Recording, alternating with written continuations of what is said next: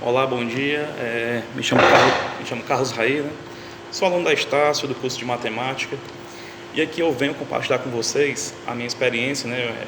Meu trabalho relativo ao PCC, né? Aquela prática como componente curricular. E aí a gente foi posto, né, a uma problemática envolvendo a questão do dialogando, refletindo e produzindo conhecimento reflexivo. E aí é o seguinte, né? Baseado numa leitura, né? Numa reflexão, numa síntese aqui de duas charges, né? A primeira envolvendo aqui alunos em sala de aula junto com a professora, numa situação, digamos, até um pouco embaraçosa. E a outra é uma questão aqui mais de reflexão, né? Em cima da problemática posta a um determinado domador, domesticador, né? De animais e tal. Onde ele pede para que todos, né, independente do formato do corpo, independente do peso e tal, que eles realizem a mesma atividade. Então, em cima dessa reflexão e assim fazendo uma conexão com o artigo, né, onde é citado Edgar Morin, foi posto aqui as seguintes perguntas. Como Edgar Morin compreende, né, que os educadores precisam refletir sobre a natureza do conhecimento a ser trabalhado pela escola? Bom, é o seguinte, fazendo aqui uma breve leitura, né, tentando fazer esse elo, né, com as charges mostradas, né, no início do projeto, o que é que eu tenho para falar de imediato, né? Elaborei aqui um pequeno textinho, né, e mais ou menos o seguinte, né, nessa visão de Edgar Morin, a gente tem que os educadores precisam estar mais abertos, né? Ter uma visão um pouco mais ampliada. E nesse sentido, os educadores precisam refletir. Não só refletir aquela educação que já é convencional, né? Ele precisa dar portas, né? Precisa dar mais oportunidades. Nesse sentido, alguns temas, como por exemplo, né? Trabalhar a questão da condição humana, a identidade terrena, as incertezas que cada vez mais assolaram a espécie humana, são temas muito importantes, né? Porque eles vão tirar aquela coisa, né, de que escola realmente é só um ambiente decoreba, onde eu só vou para tentar decorar alguns temas, né, algumas fórmulas e tal, algumas definições, e aí eu abro mais para que não seja um espaço também de reflexão, onde o aluno ele possa dizer, né, a sua opinião, o que ele vivenciou, né? Alguma situação, problema que ele tenha vivenciado no seu dia a dia. E aí isso, né, acaba, de certo modo, abrangendo mais, acolhendo mais, né? Inclusive a questão da pluralidade, né? A pluralidade ideológica que nós temos no nosso país, que é bastante diversa, né? É o seguinte, né? Ainda continuando, ele pergunta se a proposta, né, de Edgar Morin, né, dentro dessa definição, né, desses conhecimentos, né, trabalhados em sala de aula, né, se está em acordo ou está em desacordo com o que foi mostrado na charge. E aí, notoriamente, né, que como eu tinha falado antes, as charges elas mostram uma situação que é bastante embaraçosa, né, ou seja, elas mostram realidades onde uma determinada professora, ela, no subconsciente dela, ela diz que vai tentar levar uma aula diferenciada, inclusive tentando a possibilidade de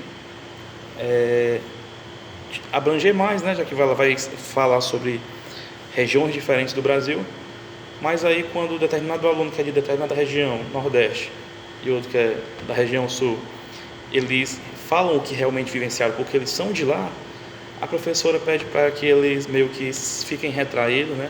Fiquem na dele, porque é como se a opinião dela, da professora, fosse a mais importante. E aí isso tira a autonomia do aluno dentro de sala de aula, dele mensurar a experiência dele, né? Até porque se o tema da aula vai envolver uma coisa que é de outra região e que aqueles alunos eles nasceram nessa região, conviveram lá, eles têm responsabilidade, né? Eles têm, como é que eu posso dizer, autonomia, né? Para poder argumentar, já que eles são de lá, eles conhecem, né? Vivenciaram essas experiências nessas regiões. Então ele fugiu do padrão, né? Do que o Edgar Morin propôs, né? Edgar Morin propôs que houvesse realmente essa colaboração, essa parceria, né? Com esses temas que tem esse embate aí, né? Então, pelo menos ela tentou, mas só que ela tentou de forma errada, digamos assim, né? Agora, a outra charge também entra em desacordo, né, com a proposta de Edgar Morin. Até porque a segunda charge meio que fala de igualdade, né? Beleza, igualdade é um tema muito bom de ser trabalhado, né? Um tema, na teoria, está em acordo com o que Edgar Morin propôs, né? Um dos temas aí que vale muito a pena discutir dentro de sala de aula. Porém, é a forma com que foi trabalhado, né? Até porque quando a gente estuda um pouco a questão do direito constitucional, a gente entende que basicamente existem dois tipos de direito, né? Perdão, dois tipos de igualdade. Existe a igualdade normal, né? A convencional, mas existe também a igualdade, se não me falha a memória, igualdade formal e igualdade material, se não estiver enganado.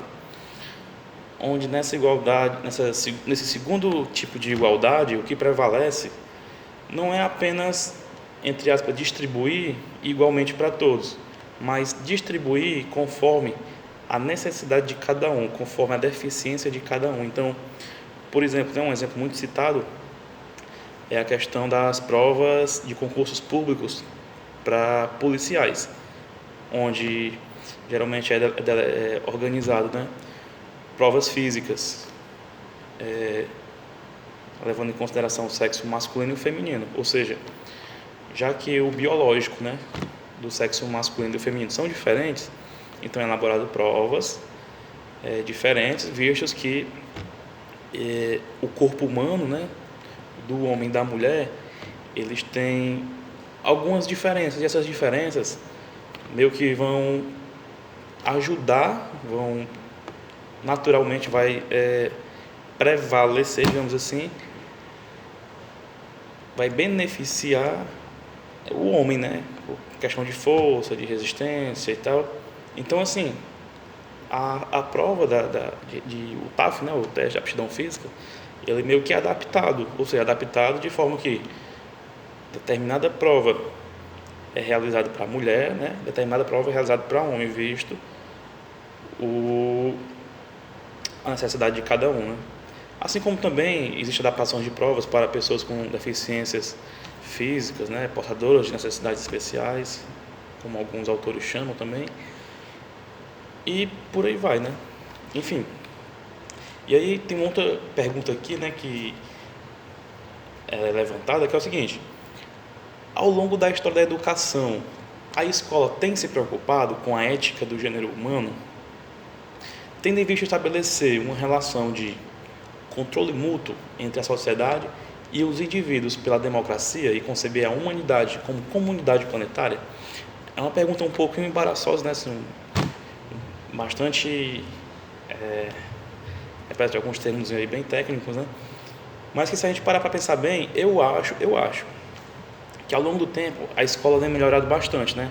Até porque, se a gente pegar esses pedaços da sociedade, como por exemplo igreja, escola, família, sei lá, vizinhança, se a gente refletir bastante, talvez a escola é o espaço que mais tem se adaptado rapidamente à questão das inovações, das mudanças, né? Então, geralmente na escola a gente percebe uma melhor aceitação do novo, ou pelo menos uma melhor aceitação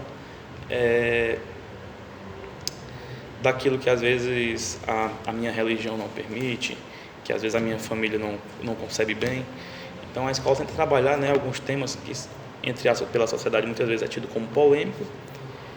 Então, assim, ao meu ver, a educação, né, tem ajudado bastante, né, a trabalhar alguns temas, principalmente, né, voltados aí à ética do gênero humano. Então eu concordo plenamente que a escola, em meio a essa história da educação, tem ajudado bastante, sim. E ajuda bastante nessa questão dessa democracia, né? Agora sim, também é notório, né, que tem muita coisa que ainda precisa melhorar, isso aí de fato, tranquilo, a gente, mas que muita coisa já melhorou, sim, melhorou. E ainda, ele pede para a gente propor uma solução para as situações apresentadas pelas charges.